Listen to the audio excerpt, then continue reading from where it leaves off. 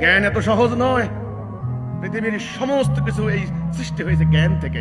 Atom বোমা সৃষ্টি হয়েছে জ্ঞান থেকে। যাদের দেশে চলে গেছে মানুষ জ্ঞান দিয়ে। সবচাইতে শক্তিশালী জিনিস জ্ঞান। আগামী দিন যদি তুমি এই দুনিয়াকে পাল্টাতে চাও, একটা বিপ্লব সৃষ্টি করতে চাও, শর্ত হচ্ছে তোমাকে আগে জ্ঞান নিতে হবে। এই জন্য পবিত্র কোরআনের প্রথম আয়াত, ইকরা বিইসমি রাব্বিকাল্লাযী খালাক, পড়ো পড়ো তোমার প্রভুর নামে যিনি তোমাকে সৃষ্টি করেছেন। পবিত্র কোরআন বলছে যেই সম্পর্কে তোমার কোনো জ্ঞান নাই, তুমি এর অনুসরণ করো না। নিশ্চয়ই তোমাকে তোমার দৃষ্টিশক্তি, শ্রবণ শক্তি, তোমার দৃষ্টিশক্তি সম্পর্কে প্রশ্ন করা হবে, তোমার হৃদয় সম্পর্কে প্রশ্ন করা হবে। কাজেই জ্ঞান অর্জন করতে হবে আগে। সেই জ্ঞান দুই প্রকার। কয় প্রকার?